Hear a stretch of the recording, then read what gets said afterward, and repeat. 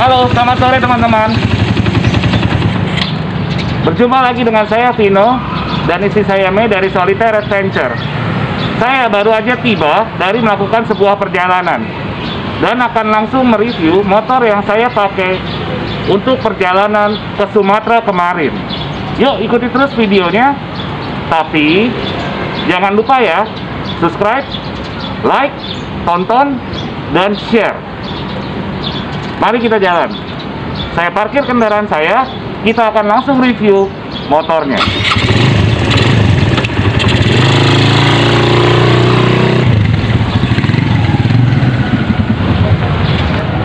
Ini yang ada di belakang saya adalah Suzuki Thunder EN125 tahun 2008 yang dipasangi mesin tahun 2005 untuk keperluan touring-touring saya. Seperti inilah tampilan motornya. Tidak banyak perubahan dari sektor bodi, hanya dari sektor mesinlah yang saya lakukan perubahan dan kaki-kaki untuk menunjang perjalanan saya touring kemarin pada saat saya ke kilometer 0 Sabang dengan tema Sumatera 360 derajat. Pertama-tama, saya memasang engine crash bar ini untuk menjaga keamanan motor saya dan saya sendiri saat saya melakukan touring dan tidak berjalan pada jalan-jalan utama tetapi melewati jalur alternatif. Ini adalah punya Old Fiction yang saya rubah supaya menjadi pas dipasang di motor yang saya gunakan. Keamanan paling penting pada saat kita touring, sehingga kalau kita jatuh, motor kita tidak rusak dan tidak mengganggu perjalanan kita dalam melakukan sebuah touring. Untuk itu, engine crash bar ini adalah hal pertama yang saya pasang di motor saya pada saat saya mempersiapkan motor ini untuk perjalanan touring 360 derajat Sumatera. Kemudian, saya memasang ini teman-teman, windshield yang saya beli dari sebuah toko yang menjual peralatan touring. Kenapa saya pasang ini? Untuk menahan supaya angin tidak langsung mengenai dada saya, sehingga saya tidak mudah sakit. Sesudah windshield, untuk mendongkrak penampilan, saya memasang cover lampu dari X-Ride yang juga saya beli di Tasikmalaya pada saat saya touring ke Tasikmalaya. Kemudian saya memasang handguard ini. Walaupun ini bukan asli, ini hanya KW, tetapi mampu memberikan keamanan bagi tangan saya, terutama pada saat saya jatuh. Saya sempat jatuh teman-teman waktu touring ke Danau Ranau di bulan Desember tahun 2020, dan saya udah pakai ini, tangan saya aman. Itu makanya saya mempertahankan untuk memakai handguard ini. Kemudian untuk menunjang penerangan, walaupun jarang sekali saya touring malam, saya memasang lampu kuning, lampu tembak berwarna kuning, supaya kalau saya berjalan di dalam hutan, di gunung yang berkabut, pencahayaan tetap terjaga dan saya tetap bisa melihat jauh ke depan. Karena seperti kita ketahui bahwa lampu standar dari Suzuki AN125 ini di era sekarang sudah sangat tidak mumpuni.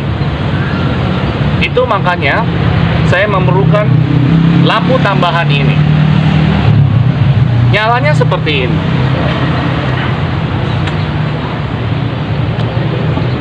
Ini lampu utamanya yang tidak terlalu terang, dan ini adalah lampu tembaknya. Cukup terang, tapi tidak sampai menyilaukan orang yang datang dari arah yang berlawanan dengan saya. Kemudian saya mengganti klakson saya dengan merek Hella yang anti air, supaya pada saat saya berjalan melakukan tikungan-tikungan tajam, terutama dengan sudut-sudut yang kita tidak bisa melihat kendaraan yang datang dari depan, untuk lebih aman saya memakai klakson ini. Bunyinya seperti ini, teman-teman. Cukup keras untuk memberitahuan kepada kendaraan yang datang dari arah berlawanan di setiap tikungan bahwa ada kendaraan yang akan datang dari arah yang berlawanan. Untuk sektor depan, itulah yang saya lakukan. Sedikit perubahan dan juga penambahan tempat minum yang saya selalu taruh botol minum di sini, sehingga ketika saya haus di perjalanan tidak harus selalu berhenti, tapi tinggal mengambil botol dari sini dan minum. Inilah penampakan dari dekat, ya.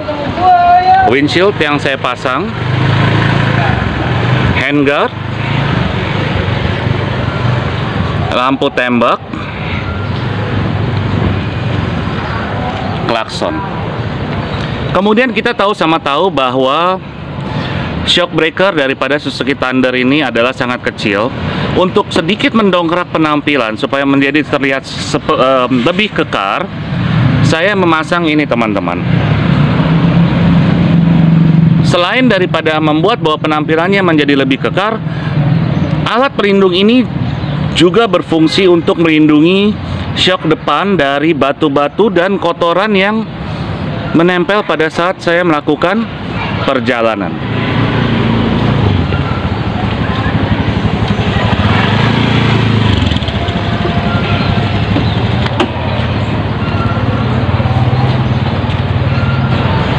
Karena dalam perjalanan yang saya lakukan, seringkali saya tidak menggunakan jalan-jalan utama, sehingga saya melakukan peninggian daripada motor saya setinggi 12 cm, teman-teman. Pertama-tama yang saya lakukan adalah meninggikan shock breaker depan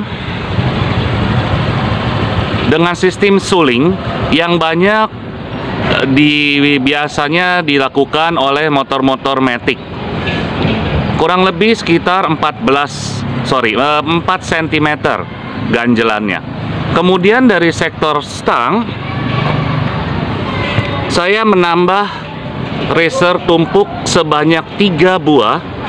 2 di bawah adalah standar daripada motor ini, dan yang satu adalah produk aftermarket. Sehingga posisi duduk saya dan posisi stang menjadi jauh lebih tinggi dan mencapai titik nyaman untuk tinggi badan saya yang 172 cm. Itu untuk bagian depan. Untuk bagian belakang, selain daripada saya mengganti shock breakernya menggunakan shock breaker YSS yang saya lupa tipenya, saya menambahkan 2 buah racer di atas dan di bawah. Seperti ini kondisinya. Ini adalah racer atas, dan kalau kita lihat di bawah, mudah-mudahan terlihat, itu adalah racer di bawahnya, sehingga motor menjadi lebih tinggi. Kemudian untuk barang bawaan, saya menggunakan 3 buah box dari produk Givi, teman-teman. Yang pertama adalah top box E45, kemudian sepasang side box,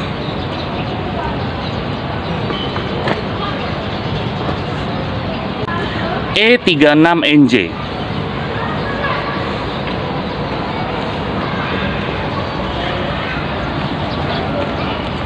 Seperti ini penampakan dari belakang.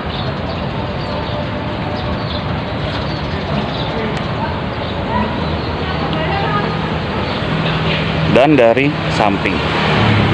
Karena saya touring, seringkali saya touring berdua dengan istri saya memasang senderan di top box ini supaya istri saya nyaman ketika senderan. Ini bukan produk Givi, tetapi ini produk aftermarket dari merek lain yang genuine, teman-teman. Karena pada saat saya mencari yang khusus untuk Givi pada saat itu harganya cukup mahal, dan ini adalah alternatif yang membuat saya memilih produk ini.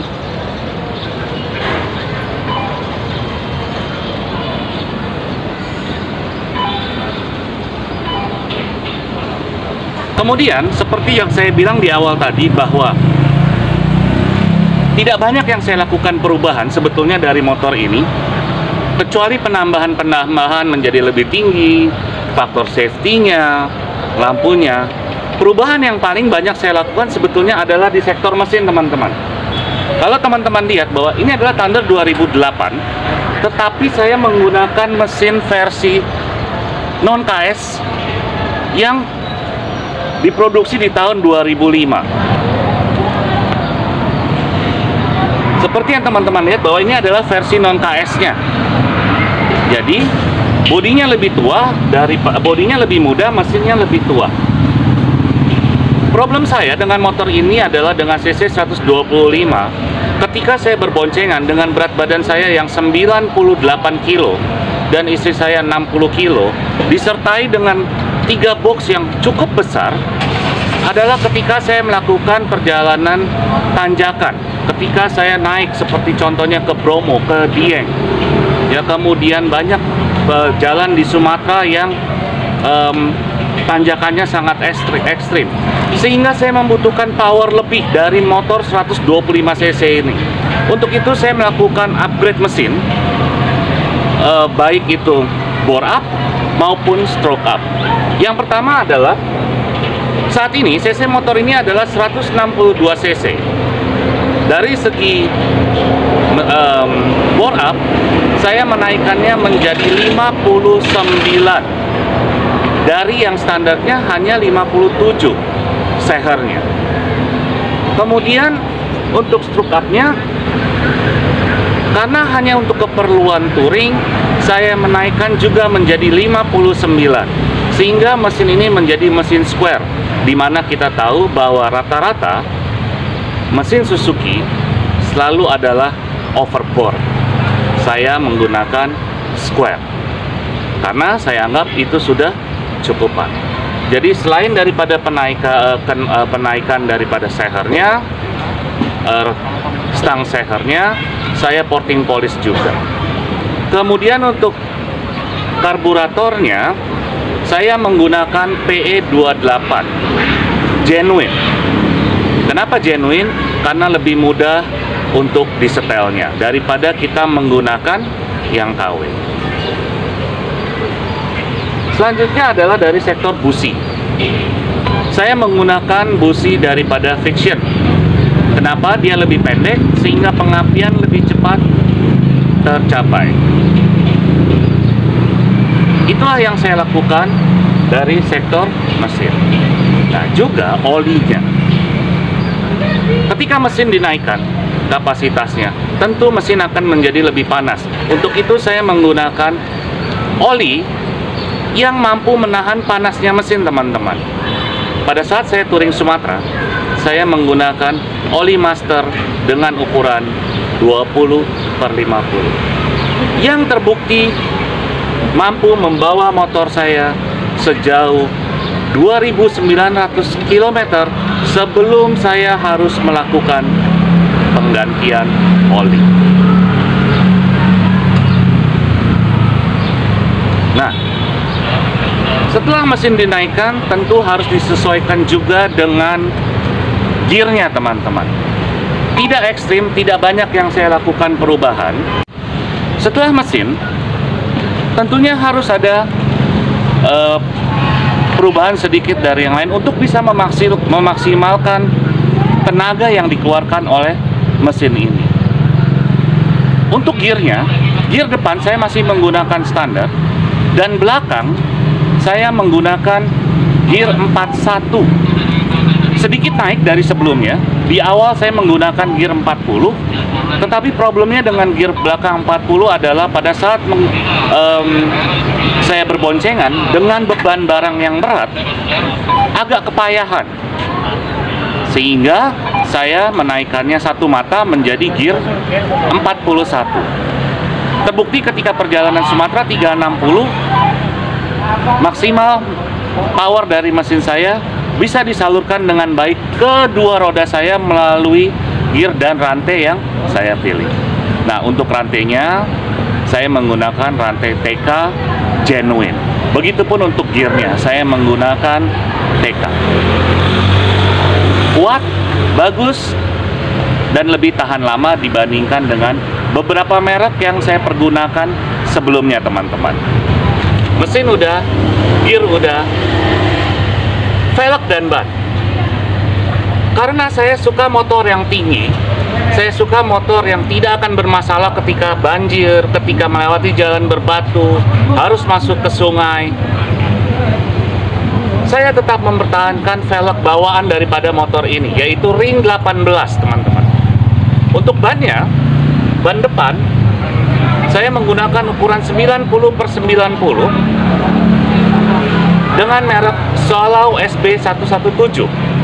Untuk belakang, saya menggunakan merek yang sama, Swallow SB117, dengan lebar 120/80. Jadi tidak ada perubahan velg dari aslinya, seperti yang banyak dilakukan oleh teman-teman yang menggunakan motor Thunder. Ketika mereka touring, rata-rata mereka menggunakan ban ring 17. Ada alasannya kenapa saya mempertahankan velg asli. Satu, dia tidak terlalu lebar, sehingga pada saat kita masuk ke jalur-jalur tanah, jalur berbatu, motor menjadi lebih gesit daripada menggunakan velg lebar dengan ban yang lebar. Memang betul, untuk jalanan aspal, ban lebar lebih enak daripada ban yang tidak terlalu lebar. Itu makanya saya menggunakan ukuran maksimal 120/80. Sampai saat ini yang saya tahu untuk ring 18, ban terlebarnya adalah 120/80. Untuk sistem pengereman, karena power yang sudah bertambah, saya tetap menggunakan sistem pengereman yang standar, kecuali selang remnya saya gantikan dengan yang heavy duty, sehingga minyak rem menjadi lebih cepat berputar, menjadikan sistem pengereman menjadi lebih baik. Ya kurang, tetapi saya juga bukan tipe orang yang kalau dalam perjalanan melakukan pengereman saat-saat terakhir. Tidak, saya cukup tahu diri ketika ada penambahan power, sistem pengereman yang masih standar, hanya mengupgrade sedikit saja, saya harus melakukan pengereman lebih jauh daripada yang seharusnya.